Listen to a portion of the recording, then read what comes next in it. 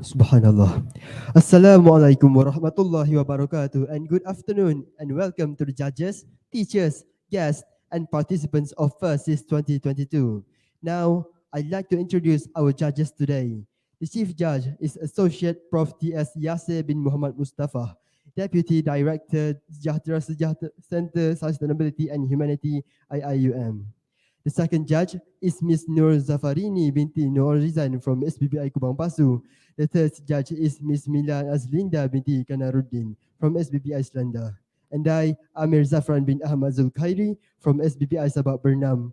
While the timekeepers, Ariel Danish bin Hasrul Hanafi and Hadif Danish bin Roshaidi are from Sekolah Dato Abdul Razak. Now, allow me to read the rules. First, each team should consist of a presenter and a technical assistant. Second, the presentation must focus on the sub-theme assigned to the team. Third, the duration of the presentation should not be more than 10 minutes. Fourth, the bell will ring once at the 9th minute and twice at the 10th minute. Five, questions and answer session will be conducted after each presentation. Now, let's hear from the first team coming from Sekolah Menengah Sains Muzaffar Shah to present. Bismillahirrahmanirrahim. Assalamualaikum to the honorable judges, respected rapporteurs, moderators, and the diligent timekeepers. We, the exospheres from SM Science Muzaffar Shah, will be presenting our research, Healing a Wound, AIDS and Assistance Provided to the B40 Citizens in Malaysia. Our team consists of our advisor teacher, Ms. Law Chepau, Aiman Arif, Muhammad Danish Ikwan, Mia Izrana Aryan, and me, Fatima Azara.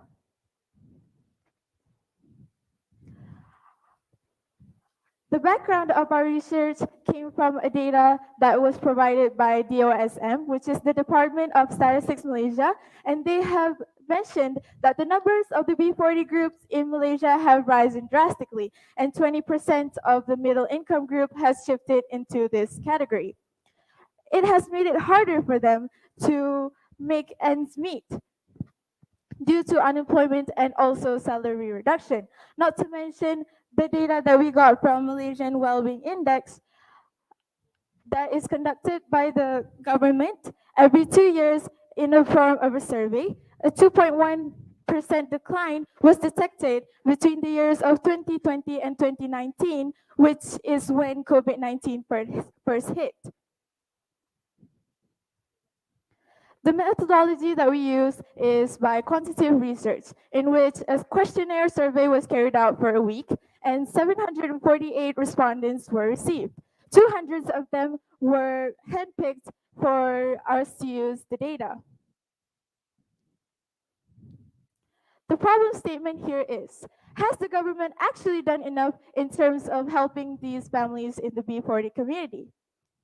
And as for our objective, it is to discern whether the aids and the support promised by the government have been fulfilled during the pandemic and if it's still ongoing in the endemic era. Before we move deeper into our research, it is appropriate for us to know what is B40 because they are our main targeted group. Based on iProperty.com, they are the bottom 40% of the Malaysian household income, and they earn less than 4,850 ringgit per month. They're also known as the poor and vulnerable in all of Malaysians. The classes of B40 can be categorized into 4 groups. And based on our survey, most of our respondents fall under the group B1, which earns less than 2,500 ringgit per month. And as for the age range, most of our respondents fall under the age group of 40 to 49, which means that they are capable in managing their household and also families. And lastly, for the status in employment, 40.8% of them are workers in the private sector, while 8% of them are simply not working or unemployed. Now, I will pass the mic to Muhammad Danish Ikwan for further elaboration. Right, thank you, Fatima. Now, I'll be talking about the well-being of the B40 citizens. The data you see here are categories we've taken from the Malaysian Wellbeing Index. They can be classified into 2, namely social well-being and economic well-being. Next. Now, first up, in terms of economic well-being, the main problem stems from savings. During the pandemic, all of us were forced to work from home, and the majority of our respondents are self-employed, workers in the private sector, and not working. This has made it very hard for them to receive consistent income, and thus forcing them to use their savings just to provide food and daily necessities for their families. This problem can be further seen in terms of debts and losses, rental bills, and household bills. Next. Now, in terms of social well-being, the problem is not as dire as the previous slide. We can see here that in terms of public safety and social participation, the numbers of respondents who face difficulty is very low. Why is this the case? Well, during the pandemic, many of us learned the wonders of social media. We learned that communicating online is very easy, and through online, we can also share our experiences with others during the pandemic.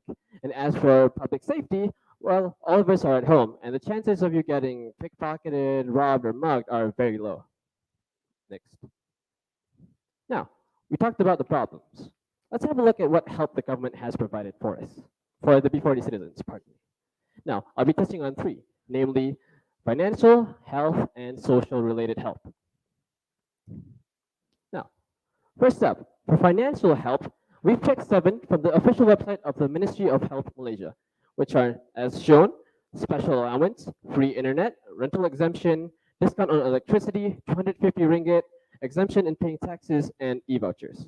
So a question that we posed was that, has the government actually been providing consistent support towards the B40 citizens? Well, as you can see in this graph here, that is not the case. Only in 3 out of 7 has the help lasted towards the endemic, namely free internet, discount on free internet, pardon me, 250 ringgit in cash, and exemption in paying taxes. Now moving on to the social help provided, they are as shown, grief counseling, webinar sessions about mental health, and a psychosocial support care line from KSK and a joint effort from KKM and Mercy. Now we can see here in this graph that in only 2 out of 4 has the help been consistent up till the endemic. And what's weird here is that in all of these, 50% of our respondents claim that they did not receive the help. Now, how is this so? I'll be touching on that after I finish on health. Now, in terms of health, the helps that they've provided are as shown, My Salam, Pakai B40, partial or full support for treatment costs, and a COVID-19 care package. Now, we can see in this graph here that, yes, the help has been consistent, but what doesn't seem right here is that in only 3 out of 4 of these, no, in 3 out of 4 of these, our respondents say that they did not receive help whatsoever. Now, there are 3 possibilities that we've posed. One is that they really did not receive the help. 2 is that they did receive the help, but they did not know so. And lastly is that they did receive the help, but they don't know the specific name of the helps provided. Now, this is a comparison from the data that we received. The previous data was from the pandemic, so we are comparing it with data during the endemic. In terms of communications, the number has greatly decreased. Now, as during the endemic, we are all allowed to go outside and interact with human beings. That's why the number is very low. But in contrast to that, in terms of debts and loans and rental bills, the numbers have increased. We assume that the help from the government is not enough. They have not provided enough support, thus leading to these numbers. And as for social well-being, we can see here that the only increase in numbers are in terms of public safety and social participation. Now, all of us have been stuck in our homes for a very long time, and we can assume that our social skills have almost all gone down the drain. And as for public safety, since we're exposed to the outside world and interacting with so many people, the chances of us being in danger are even higher. Now, how effective has the help been? 50% of our respondents say that the help hasn't been really that effective, and a measly 26% say that it's actually helpful. So this shows that the government has yet to improve on their services in providing help. Now, in our survey, we posed 2 questions whereby our respondents can put a complaint and a suggestion. I'll be talking about the complaints first. One of our respondents said that the process is too hasty. It's unorganized, and we all know how unorganized things go. They don't go well. Another one of them said that they weren't exposed to the aid and its procedures, and this directly reflects the data that we've received. And third, the system hasn't been updated frequently. Now, to apply for the help, they can go to the official government website, but if it's not updated consistently, then it would be harder for them to do so. And moving on to the suggestions, one of them suggests that the related authorities should reach out more to the community. Instead of just sitting in their office all day, they should actually get up, go outside, and see the problem for themselves. Another one of them suggests that they should make the application process easier and smoother. This is because in the current system, you need to submit so many documents just to apply for help. And for the third suggestion is to provide more support for children. Instead of just giving money, they should give more specific support, like books and stationery. So from our findings, we found that most of our respondents have actually received financial help, whereas half of them have not received social or health-related help. Now, this shows that the government mainly focuses on finance, but in reality, they should be focusing equally on those three. Besides that, more than 74% of our respondents said that the help was somewhat helpful to ineffective. This shows that, as I said before, the government should improve more on the quality of help that they give. That's all from us. Thank you.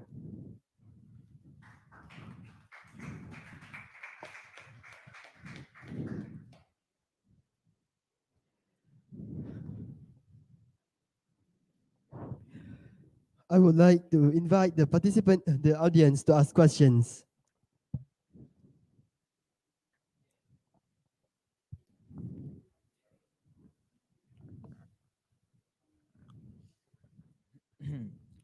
Yes. Hello, my name is Bentley. I'm representing Sekolah Menengah Sains Kuching, and I will be questioning. Okay. You just stated that about the government's role. Yes. What do you think we as students can do to help those B40? We as students, we can do community work. We can volunteer ourselves to help maybe buy them food, spend time with them, and so on and so forth. There are a lot of things we can do as students. Thank you. Yeah, welcome.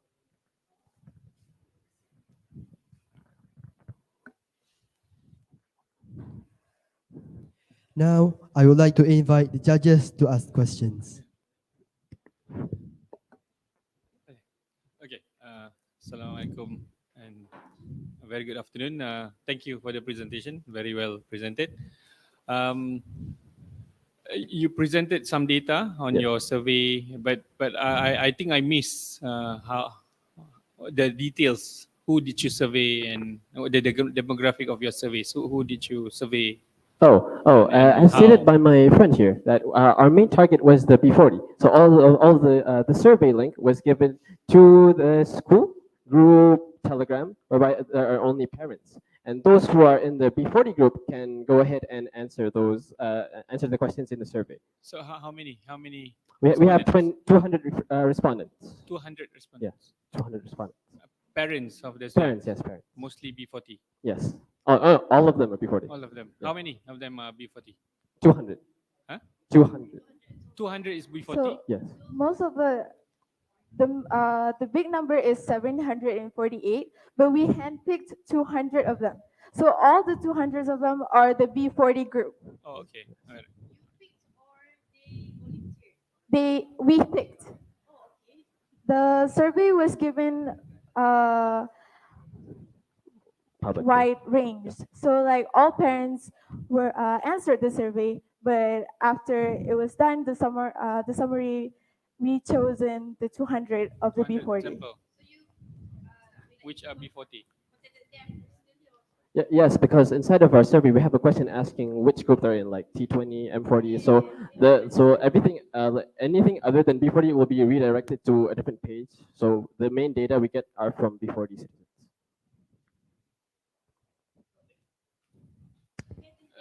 Sorry, one more question. Oh, okay, sure. You said some of the comments from the yes. Respondents saying about the process, complaining about the process. So which parts of your suggestions basically tackle that? Which part of your suggestions Yes. that tackles that that could improve all those comments? approve all those comments. or complaints? Those suggestions are from respondents. You know that, right? Okay. So we believe that the out of the three, I'd say Okay, so now the complaint is, or the concern is, the process is too complicated or yeah. too unfamiliar, right? So how can we improve on that? Well, in the What is current the system, suggestion? we know that we have to submit a lot of documents in order to receive help. So for these B40 citizens, so sometimes they have to go to the office to apply for help. So they are, since they are very vulnerable, they don't have much income, and they are very busy looking for money just to provide their family. Most would say that they find it a hassle just to apply for help. So we believe that perhaps reducing the amount of documents needed to be submitted for help would, in overall, just help that whole conflict. Yeah, I think. Thank you. Thank you.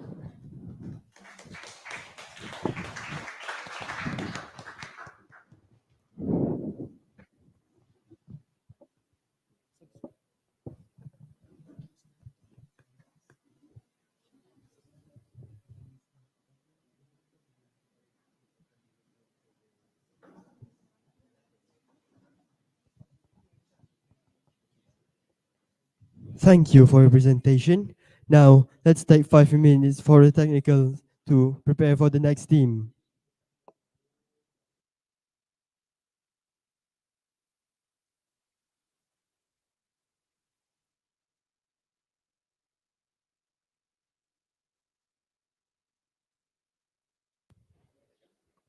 Test mic. Hello. Test mic. Hello, hello. Okay. Is okay? Clearly.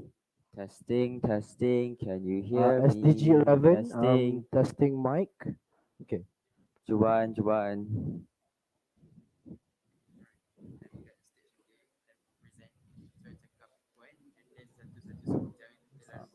Uh, testing, testing.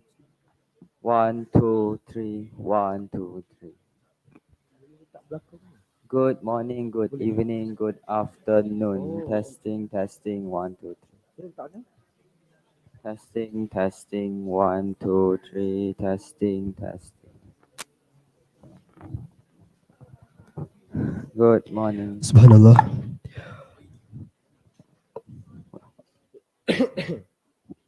Test, test, test, test. Test mic. Test mic.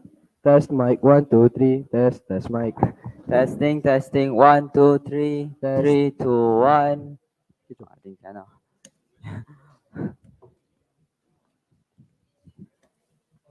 Tah, tah.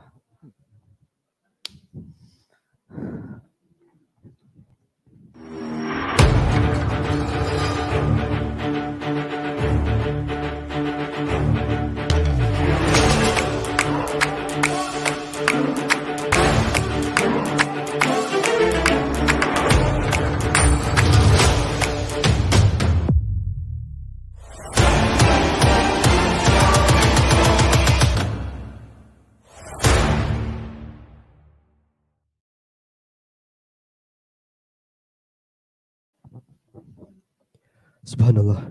Now, let's hear from the second team coming from Sekolah Menengah Sains Banting to present. Thank you, moderator. Ladies and gentlemen, a very quick question. Are you satisfied with what the government has done? Can you really see these initiatives as we progress into the endemic era? But before that, a very good afternoon. I bid to the wise educators, the accurate timekeepers, the worthy teammates of Aquila, and also everyone presented in this classroom. Today, we, representing Banting Science School, would like to talk about the 11 Sustainable Development Goals under our sub-team, Providing and Providence in the Endemic Era. Has the government done enough? Our aim is simple. First, we want to have a look in what the government has provided and hasn't provided for the people. Second, we want to raise awareness amongst the community about the perilous situation our nation is facing as we enter the endemic era. So, what do we hope, ladies and gentlemen? We hope that everyone in Malaysia will no longer suffer as the government provides more and more efficient type of initiatives and benefits to ease the burden of the people. Moving on, what is the goal of SDG 11, ladies and gentlemen? The goal of SDG 11 is to make cities and human settlements inclusive, safe, resilient, and sustainable. This is to ensure that everyone living in communities can have a more healthy and conducive environment. Moving on, what we'll be talking about today? First, we'll be discussing about the government's efforts to overcome these problems under our three aspects, which is social support, community safety, and occupation. Lastly, we'll be answering our final question: has the government done enough? Now, let's have a look at a few of our overviews. First, under social support, we focus on the positive economic and social development because we believe that positive economic growth can reduce social issues, for example, suicide cases and depression rates. Moving on, why for community safety, we can see that with the implementation of this law right here, we can see that a lot of buildings in Malaysia can sustain to more than the age of 50 years old. This goes to show that this law has been implemented successfully. Next is occupation. We focus on resource efficiency because we believe the government requires more resources in order to provide better job opportunities for the people. Moving on, as we can see from this graph right here, the the unemployment rate as we enter the pandemic era has risen drastically compared to the past few years. So before I move on to our first key point, I would like to clarify a thing here is that all of our research here is conducted using the internet, and every information is filtered to provide everyone here with the most accurate and informative informations. So for social support, ladies and gentlemen, why do we pick mental health? Because we believe that mental health has been impacted significantly during the COVID-19 pandemic era under a few factors. What are these factors? First is the fear of contracting COVID-19. As we all know, COVID-19 is seen as a deadly virus, and everyone is afraid of contracting it because it means they'll have to be hospitalized and also being quarantined, thus being separated from their loved ones. Second of all, it's the financial constraint of the people because COVID-19 has seen the implementation of the movement control order. Thus, people will be forced to stay at home and lose their job, thus losing their income sources. Last but not least is the academical stress. I believe that all of the students here can agree with me, online classes are not that effective. With the implementation of online classes, us students are forced to study harder in order to catch up with our syllabus that sometimes we fall back, thus causing us unneeded pressure and stress. So what has the government done, ladies and gentlemen? First, the government has provided mental health services at 1,001 health clinics nationwide to allow people to voice out their problems more. Second of all, the government has provided a financial aid for the people where household income less than 5,000 ringgit per month families get an extra 500 ringgit allowance to reduce their economical burden. But ladies and gentlemen, as you can see from the next slide, these initiatives are not enough as mental health cases continue to rise.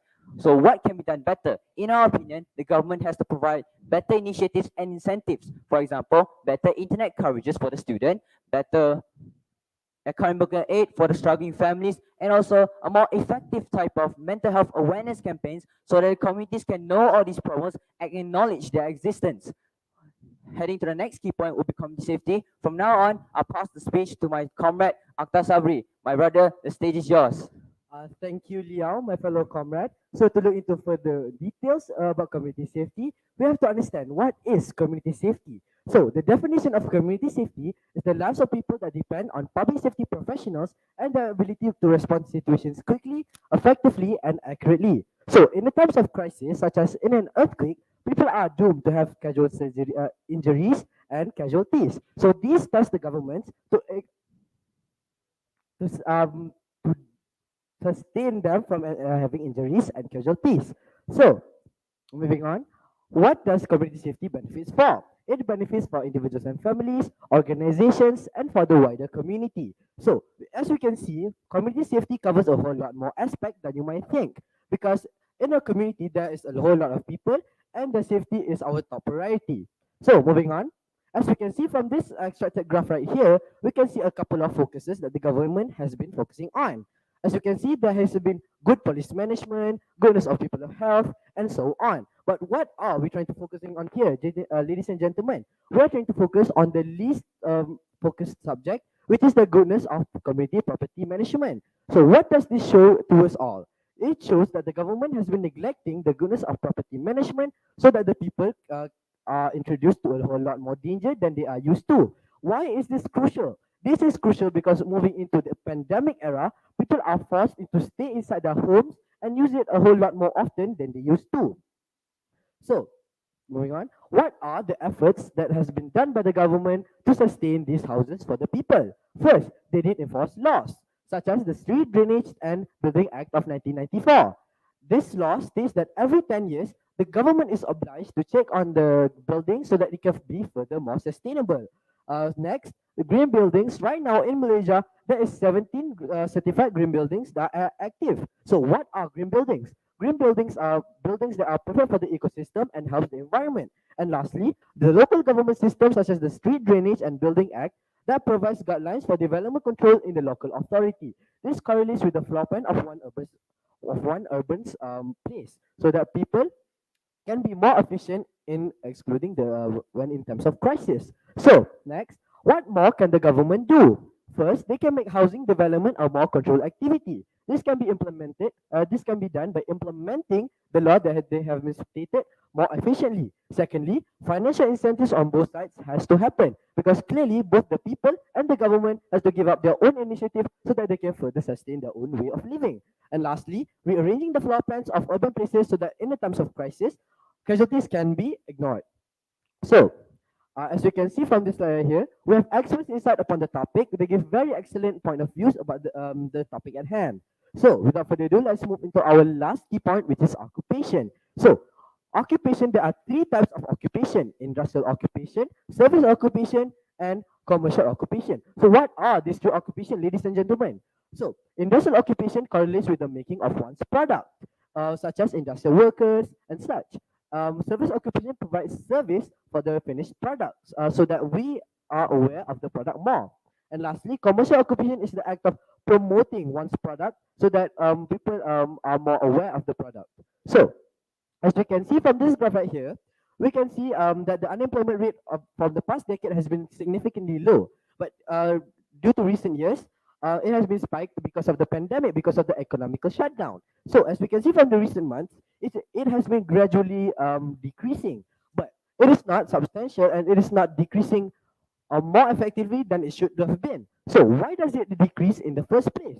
It decreases because in the pandemic, when people are forced to stay inside their homes, they have to find new initiatives so that they can find a new sustainable income. So they can start a new online business or small businesses. So how does the government participate in these businesses? First, by regulating the number of businesses in a given place at any given time to avoid unhealthy competition.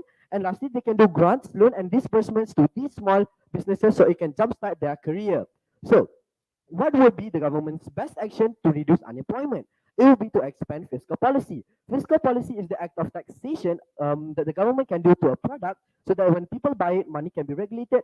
Thus, economical will be balanced and improving a whole lot more job opportunities. So, as we can see, by implementing the fiscal policy, the increase in the gross domestic product (GDP) in the first quarter of 2022 is by 8.9%. We can see that it can be gradually decreasing and it can be implemented correctly, so the number can be bigger. So, to conclude today's question, has the government done enough, and can we really feel what the government has done?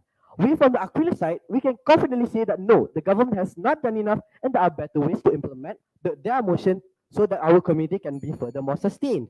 We hope that by the end of this year, by the budget of 2023, we hope that government can spend more time focusing on the people other than going out to the lesser good. So I think that's all coming for us. I hope you can truly understand what we're trying to say. Thank you very much.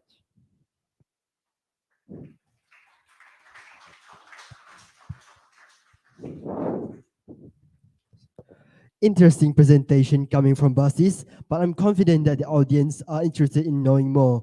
So now I would like to invite audience to ask questions.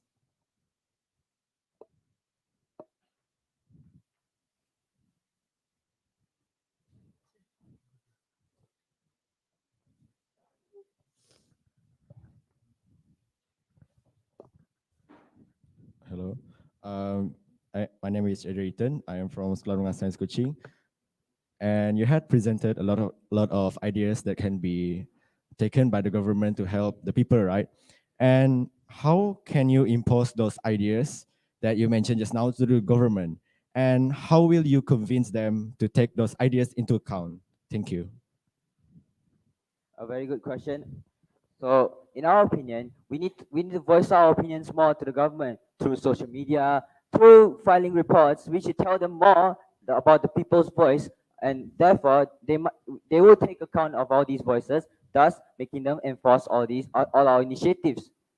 I hope that answers your question. Yeah, thank you.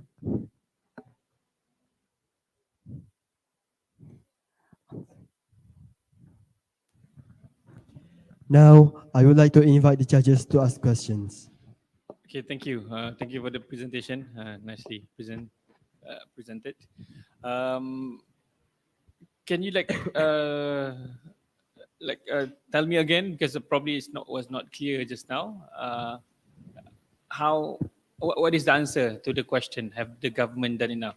From So your perspective. basically, Yeah. we are going to make the people more aware of the situation of the problems that they are having. This is so in order to reach the government, we are encouraging the people to shout out their voice, shout out their opinions, so that government are forced to acknowledge their opinions, thus improving one's community. Sorry. The question was, have the government done enough from your perspective? Yeah. We think that the government has not done enough. Have, has not Ah, done yeah, enough. has not done Okay. enough. But we believe that we, even though right now with our statistics and all our information, the government has not done enough. But we believe that the government can done better, can do better, and we hope that with implementation of budget 2023, the government can focus more on all of the issues that we have come up during our presentation, and we hope that the government can focus more on the welfare of the people compared to other maybe not so that important stuff for our current situation in today's world. Okay. All right. Thank you. But probably one very short question.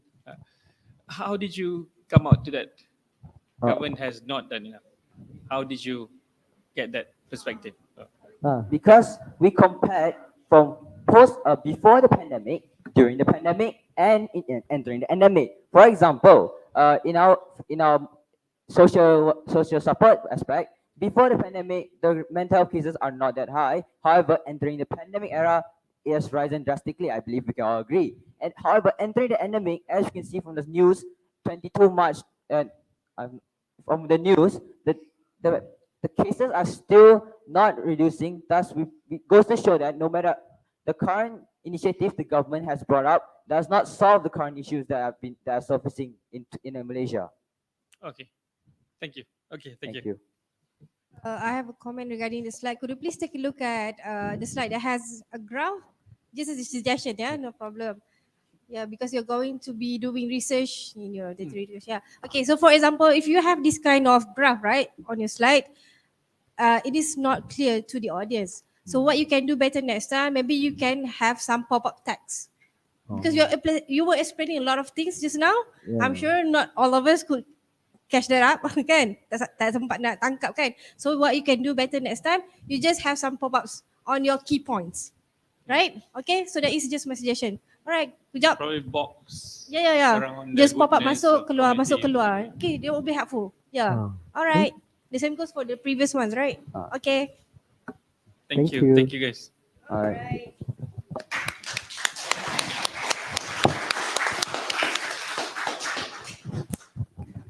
Informative Q&A session we had. Thank you. Now, let's take 5 minutes for the technical crew to prepare for the next presentation.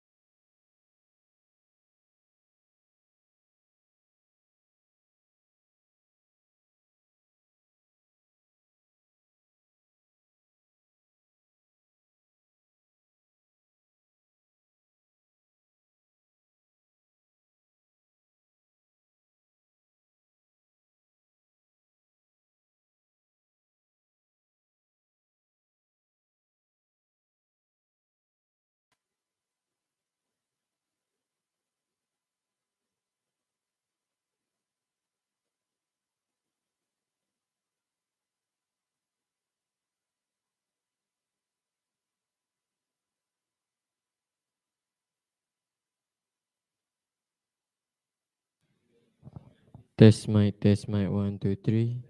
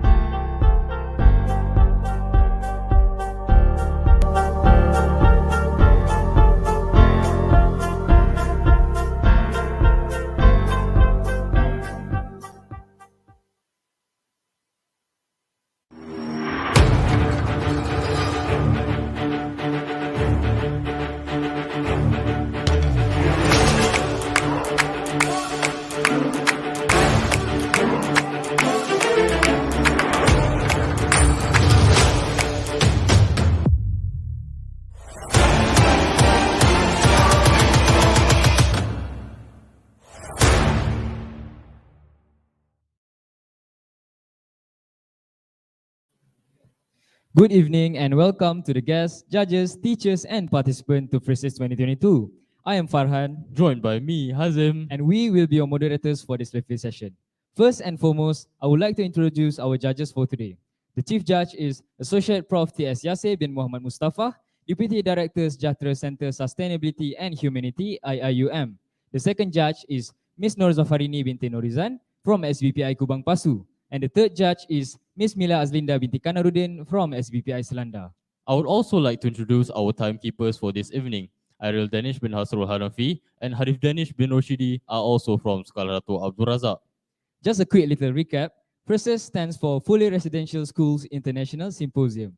We are hosting its 10th edition. It is such an honor, but also nerve-wracking to do so as well. Now, how about we go over the rules? First, each team shall consist of presenters and a technical assistant. Second, the presentation must focus on the sub-theme assigned to the team. In this case, your sub-theme is Providing and Providence in the Endemic Era. Has the government done enough? Third, the duration of the presentation should not be more than 10 minutes. Fourth, the bell will be rung once at the 9th minute and twice at the 10th minute.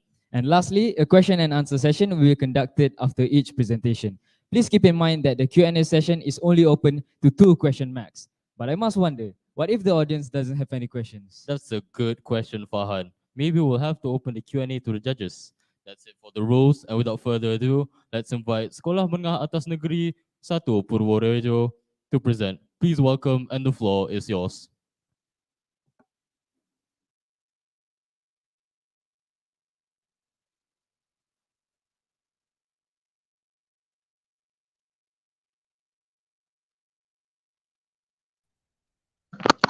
Good evening, ladies and gentlemen, and our beloved friends. Welcome to our presentation. In this presentation, we are taking subject 3.3, Providing and Providence in the Endemic Era. Has the government done enough? About SDG 11. And our title is Government Policies and the Impacts on Society in Dealing with Endemic Era. But first, let me introduce my team. I am Alia Kinarahma, and here are my partners, Bagas Ari, Gabriela Charlene, and Setiawan Arya. And of course, our supervising teacher, Ms. Reni Susiana Dewi. We are the third team from Sekolah Menengah Atas Negeri 1 Purworejo, Indonesia. So, the section 1, we are going to talk about background, problems, and methods. Okay, on March 11, the World Health Organization declared the COVID-19 outbreak a pandemic. This pandemic caused governments all around the world to make policies for handling this emergency, such as lockdown and restricting people's mobilities. And that's why we're here to research the impacts of government policies from countries around the world and impacts on society. And then, the problems we try to examine are, number 1, what are the differences in policies implemented by governments in different countries? Number 2, what is the impacts on social life in the country? Number 3, what is the impacts on the endemic period?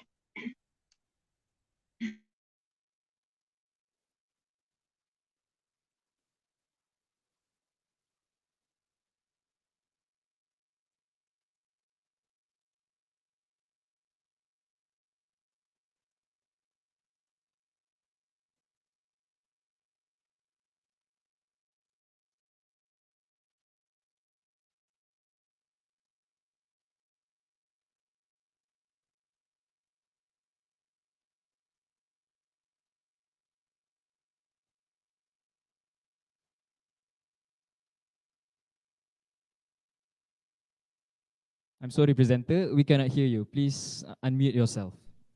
I'm sorry, there are technical issues from...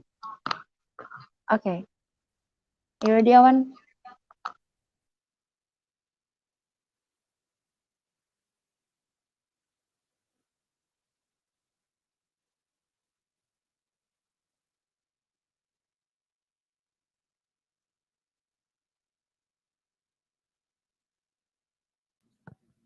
I'm sorry, presenter, we still can't hear you.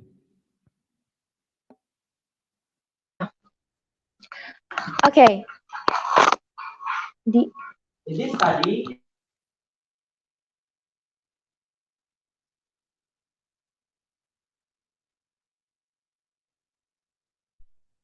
Okay, so in this study, we use research methods based on literature studies via the internet from official government's website from the country and also other trusted sources.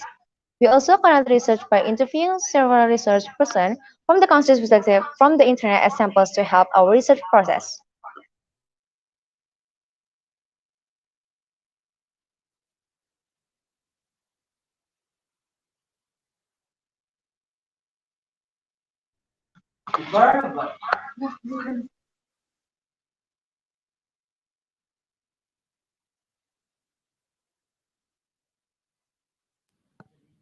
Now we move to section 2, data analysis.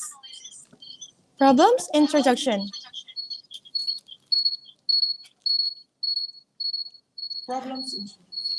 The coronavirus pandemic has transformed 2020 beyond recognition. Therefore, the government in various countries has made many changes to deal with the COVID-19 pandemic. One of the government ways to deal with the existing crisis is to make new policies. Of course, society also needs to adapt to this. To that end, we analyze various policies that have an impact on social life in several countries, namely China, Italy, the United States of America, Indonesia, and India. To find out more, let's look at the following discussion. The government response due to the COVID-19 pandemic. As we know, lockdown is one of the most important policies in responding to the COVID-19 pandemic. Lockdown itself means closing access by applying quarantine to an area for urgent purposes. China, Italy, US, Indonesia, and India have implemented a lockdown policy when the COVID-19 virus spread. You can see in the table, this is the date that these countries began to impose lockdowns. With the implementation of the lockdown policy, many community activities are hampered, which ultimately has an impact on people's work and people's income.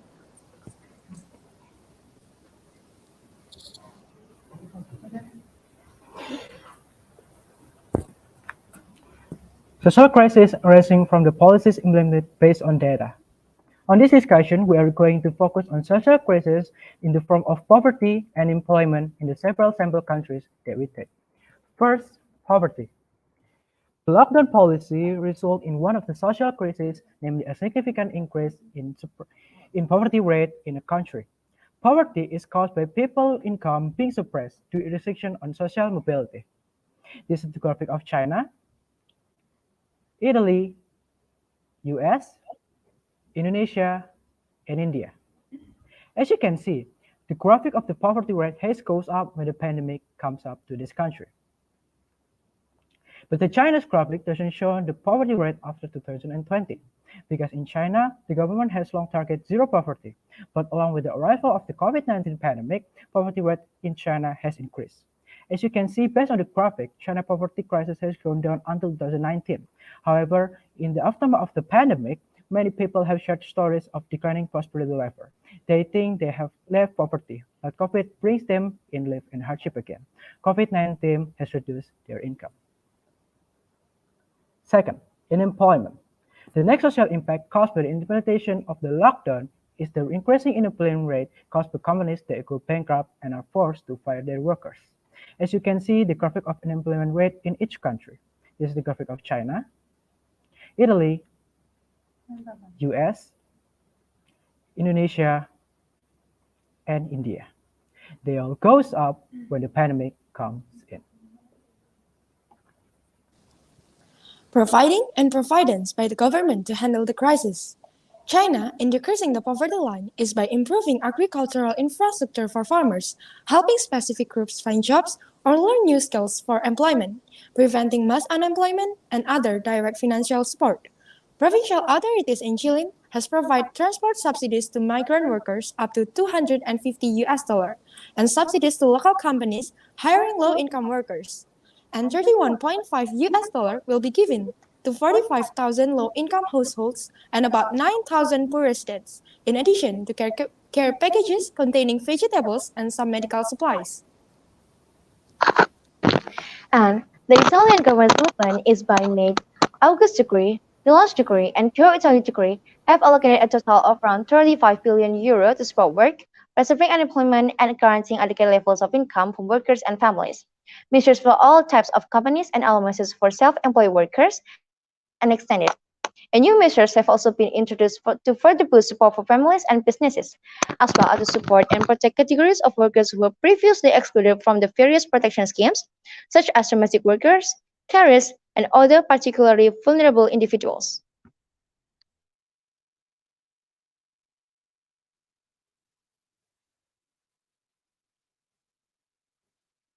its monetary policy by reducing the federal funds rate in the US.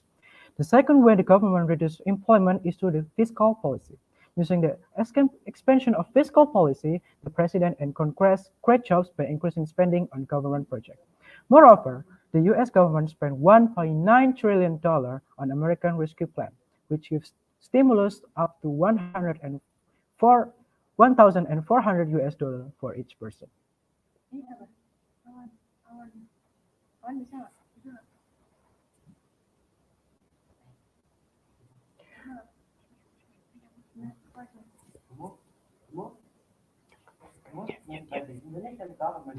Kawan.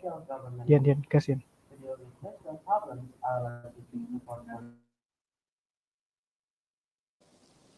The moves made by the Indonesian government to deal with the social problems are logistic support for necessities and basic needs 25 trillion, and then pre-employment card was increased from 10 trillion to 20 trillion to cover around 5.6 million informal workers and micro and small business actors. Beneficiaries receive post-training incentives of 800,000 rupiah with a training cost of 1 million rupiah. On March 23, the government of India introduced the set of relief measures to mitigate economic distress faced by vulnerable and poor people amounting to 23 billion US dollar. This program would benefit 800 million poor people in India. And now we're moving to section 3, impacts on the countries to entering the endemic era. From the policies that have been implemented by each government in various countries, of course, can have a significant impact on the change from a pandemic to an endemic, ranging from assisting poor families, assisting workers who were fired, and also providing assistance to find jobs again. It has had a good impact on the community and has helped them through difficult times. At the beginning of the COVID-19 pandemic, the poverty and unemployment rates of each of these countries simultaneously increased. To deal with the current crisis and to move faster into the endemic period, the government began to make new policies to adapt to the existing situation. It can be seen based on the data that has been shown that over time, policies made by the government can indeed reduce social crisis, especially poverty and unemployment.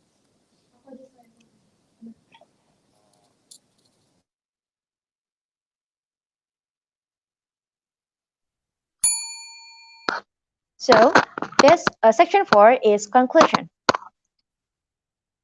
Based on the previous data, we can conclude that number one, the government in reducing the percentage of social crisis in their countries has their own way. Number two, on the policies that have been made have a good impact on the country, although it takes different time to restore the country. It also depends on the mindset of the people. 3. The policies made by the government can be said to be quite good in dealing with various existing social problems.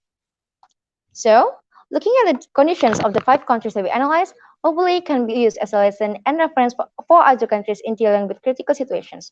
Alright, ladies and gentlemen, and our dear friends, that's all the things that we present. May all this be beneficial for you, and thank you for your attention.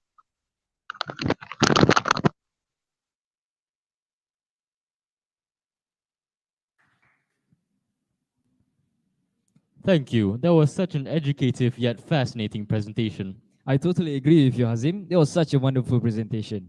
Now, shall we start the Q&A session? Yeah, sure. Let's get right into it. Fellow audience, if you have any questions, now is the time.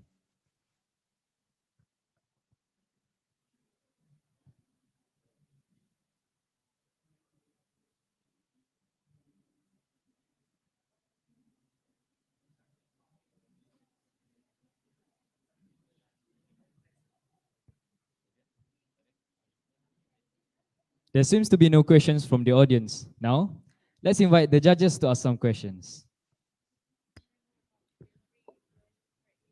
Yeah, thank you. Thank you very much for the presentation. Amazing presentation indeed.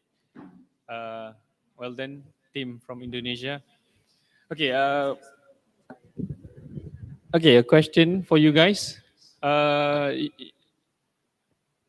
Basically, all the initiatives done by the governments, the 4 countries' governments that you presented, incur a lot of money by the government, right?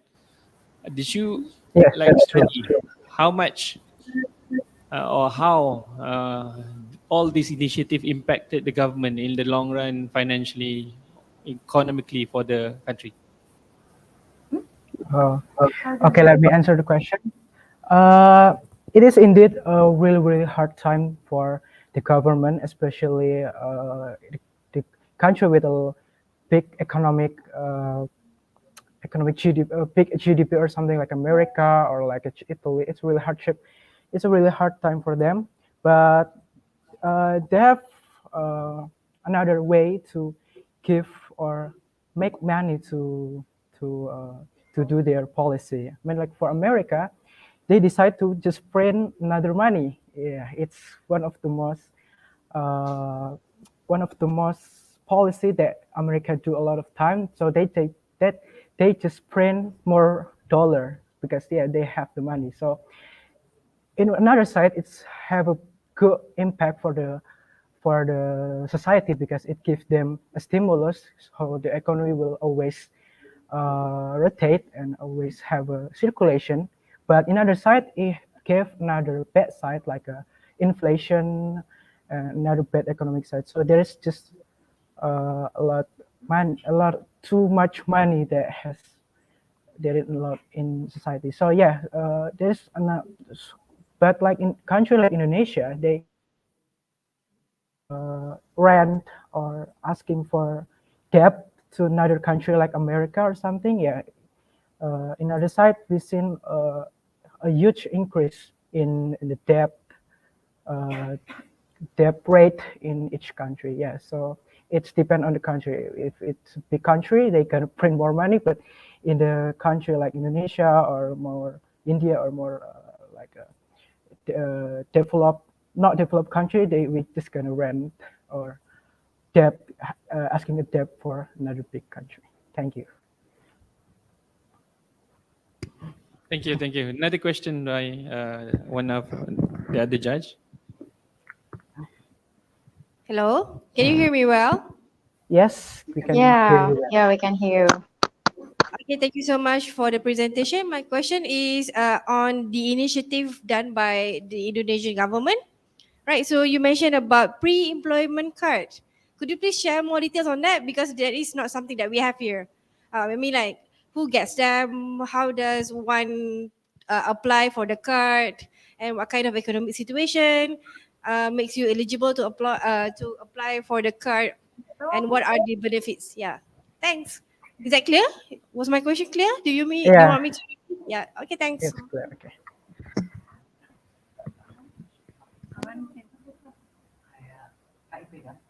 Yeah. My friend gonna answer it. Okay.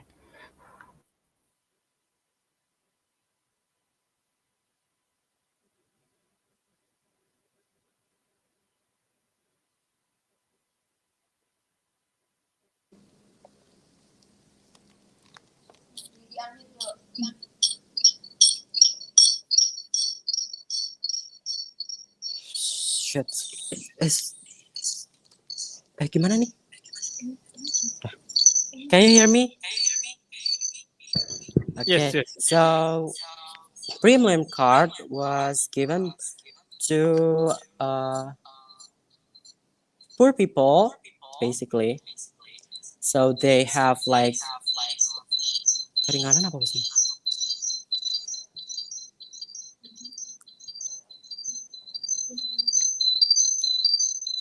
I'm sorry.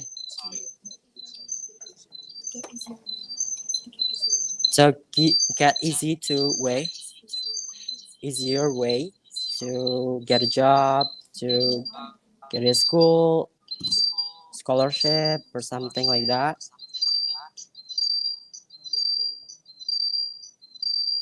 So it's basically for poor people. They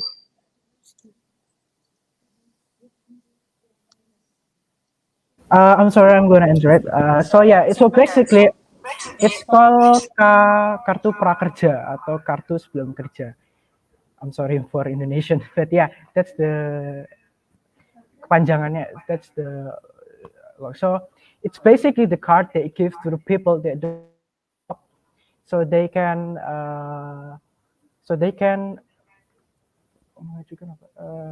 ask, propose to make the card, but it's depend like on the age, or like it's not like not everyone get it. So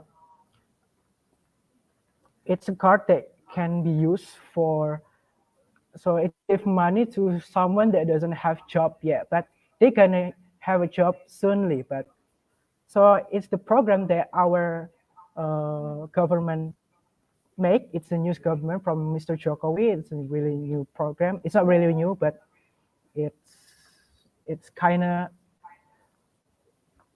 strength for us also. But yeah, it's basically the card that gives to someone that doesn't have a job yet, so they can live to basically find a job. And when they have a job, the card will be taken out from them. So yeah, it's kind of new, and I think that's not a lot of country that does have that card.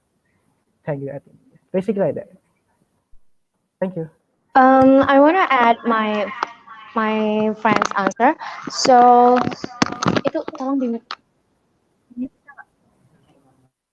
So the pre-employment card or Kartu Prakerja is a work competency development program and entrepreneurship in the form of financial assistance. As job seekers, workers who have been laid off or PHK, or workers who need competency improvement, including micro and small business actors. So in the pandemic, we know the unemployment rate is increased, and then our government, Indonesia government, has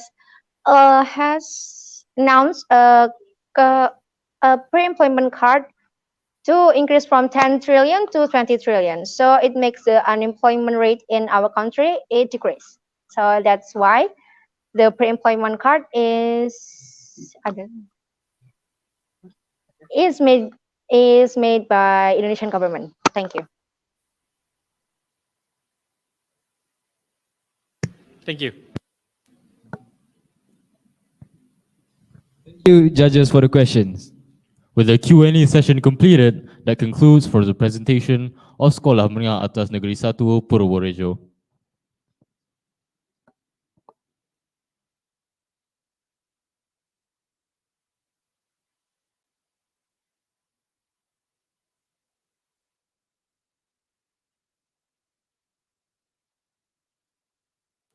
Let's take a little break to let the technical team prepare for the next presentation.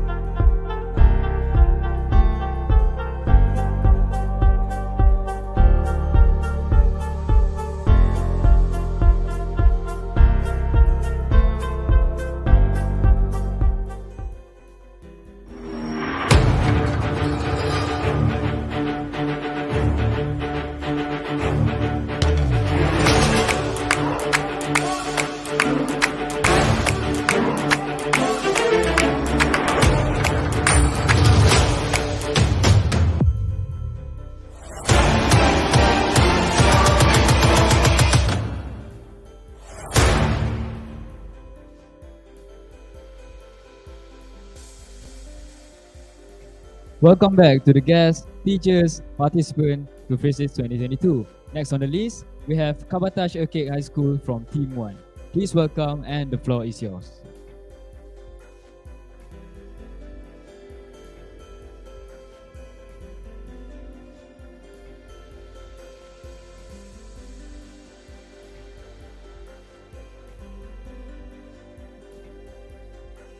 Could you hear my voice? Hello, can you hear my voice? Okay, I'm back. Good morning from Istanbul and good afternoon from Malaysia. So I am Jimin. I am from Kabatash Erkek High School. I'm speaking on behalf of my friends on Team 1. Also, here's our technical representative. She's Alia, but she has some difficulties with cameras and microphone. So she's Alia, so let my friends introduce themselves. Hello, warmest greetings from Istanbul, Turkey. I'm the second member of Team 1 of Kabatash Erkek High School, and that's it. Hi, I'm Chan. I'm also from Kabatash Erkek Team 1, and I hope you all enjoy our presentation.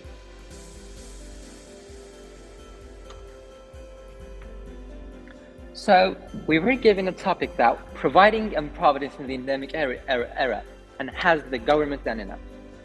So actually the main challenge with that was the finding and the gathering the data.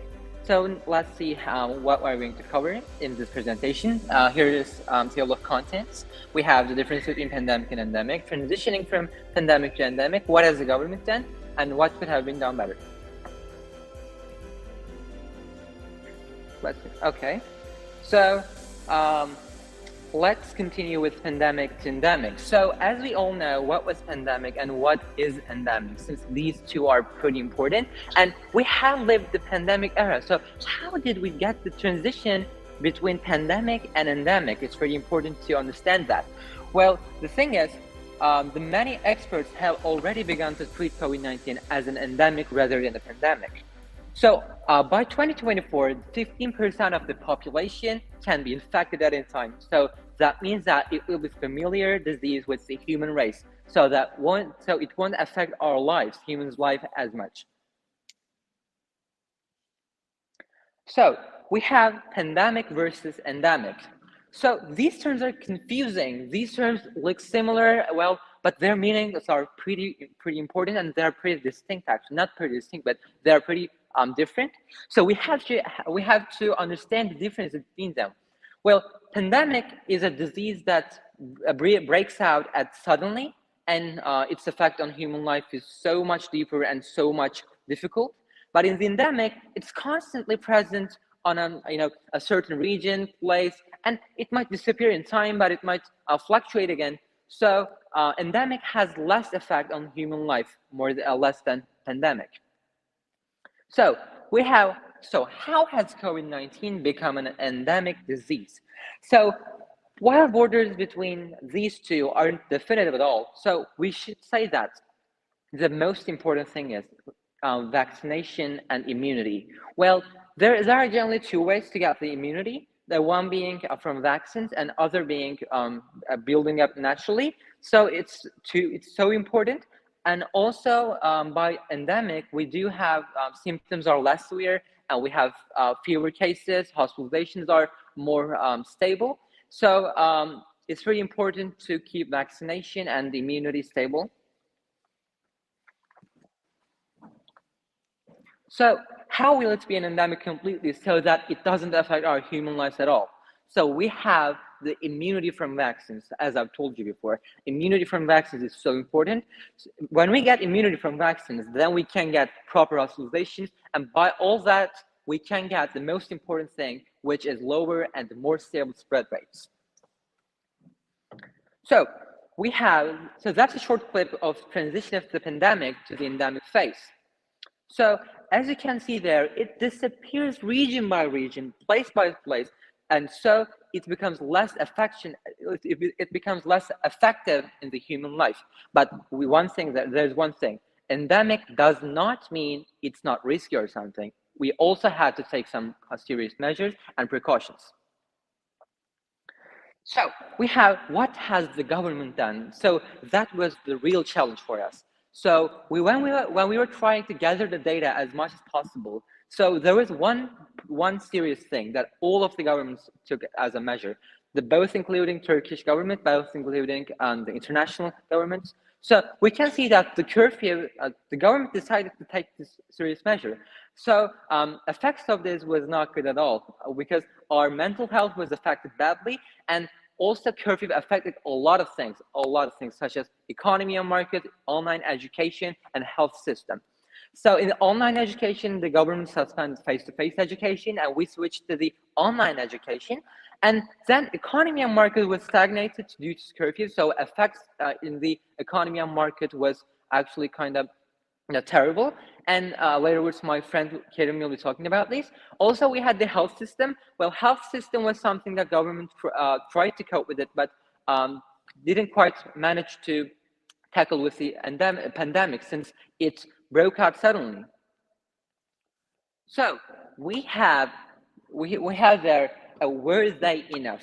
The measures were taken and the precautions were taken, were they enough? So from now on, my dear friend Kerim will be talking about this. All right. As we can see, they weren't. As you can also see from the numbers that the providences weren't enough. But what could have been done better? Curfews.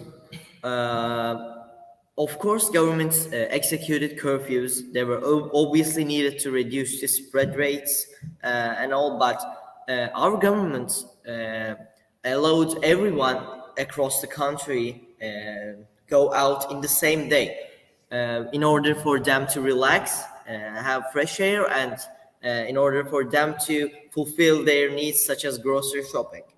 But it led to congestions both in streets, roads, and markets, and it also affected spread rates and death rates. And there were also no products left in the markets, and there were really big congestions. But what could have been done better? Government shouldn't have government, instead of allowing everyone in the country out in the same day, government should divide the country into districts and shouldn't have let everyone out in the same day. And we also have that government should have increased the online market facilities, and government should appoint couriers in order to develop the online shopping delivery. This way, they wouldn't need to allow people to go out for them to fulfill their grocery needs, and people would just access the goods with online delivery. Now we will move on with the economy and market. Government unfortunately couldn't do enough, but this is kind of understandable because in pandemics, economy becomes affected and it becomes stagnant. Governments and producers lost a big amount of revenue, and import surpassed export, and this way the benefits of the government have been gone. And what could have been done better? Government should subsidize the producers, and it also export more to gain more in order to develop and fund the market more. Now let's continue with the online education. What have been done? Like, government tried to provide equality in online education resources, but unfortunately it wasn't possible. Like, it wasn't possible to provide for the students who live outskirts of the country, and government's online education facilities in general were insufficient, unfortunately. And the other main issue was that the schools were reopening and reclosing a lot, and government should have had a better schedule and analyzed the process better, like when to open and when to close the schools, and it should provide better for the students. And last but not least, healthcare systems. Government couldn't arrange the system because both people who are vitally sick and people who are just experiencing a little flu were filling the hospitals, and hospitals were packed. So we can't say that the best healthcare system were given, and also the vaccination was insufficient. Government could not provide so many vaccines, and this affected death rates and spread rates a lot. And government, what could have been done better? Government should arrange and prioritize the patients which have more serious and vital problems, and government also should have provide more vaccination services. And thank you everyone for listening. You can see our references, whatever. That was all for Team 1 of Kabadashaki Lisesi, Kabadashaki High School. We hope you have enjoyed every second of our presentation.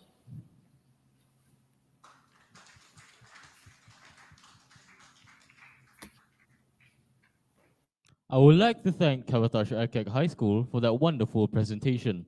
Audiences, if you have any questions, you may ask freely.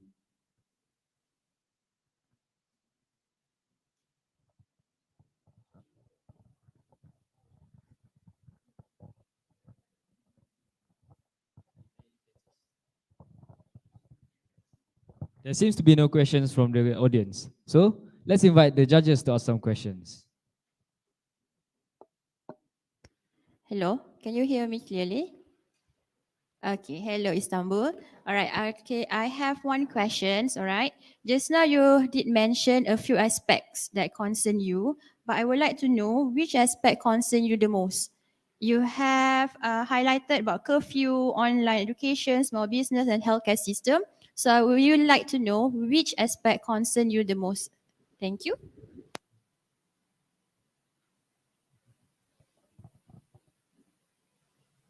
All right. Actually, the one that concerns us the most is the economy and the market, because we can say that our government's the biggest problem is inflation and high import rates, and the bad systems in economy. Like our government unfortunately couldn't develop its economy for like decades, and inflation is going up and up day by day. So the aspect that concerns us the most, unfortunately, is the market and economy.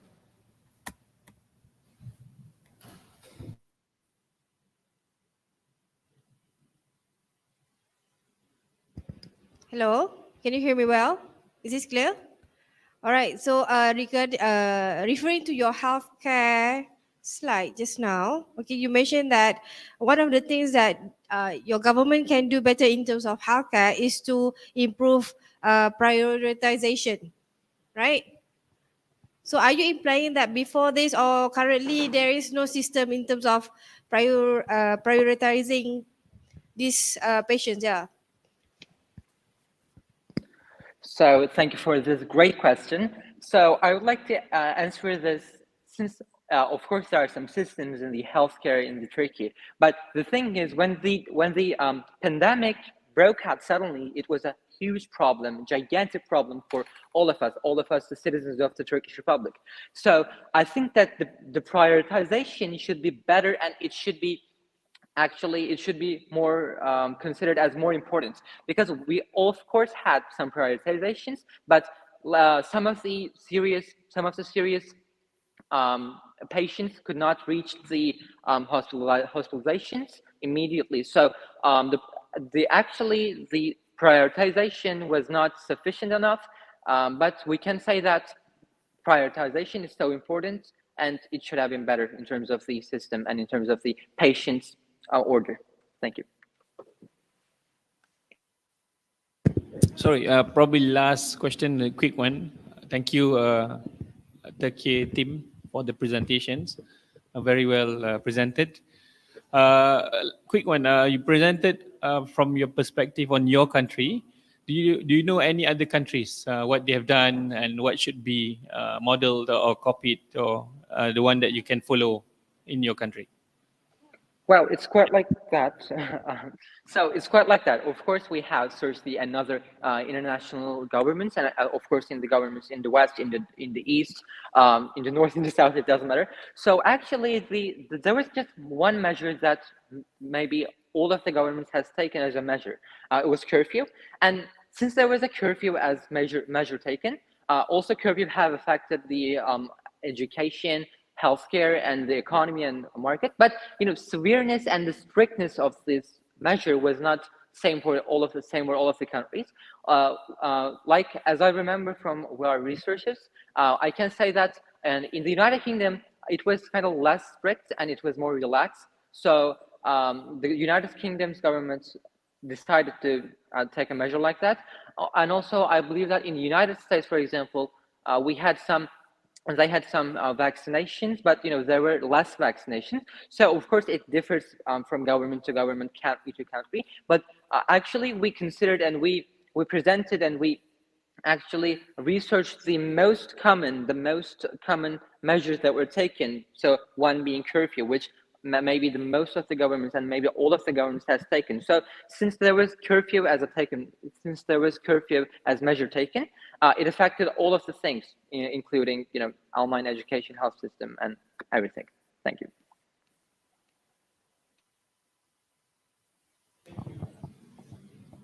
Thank you. Thank you. Thank you to the judges and also presenters for your time.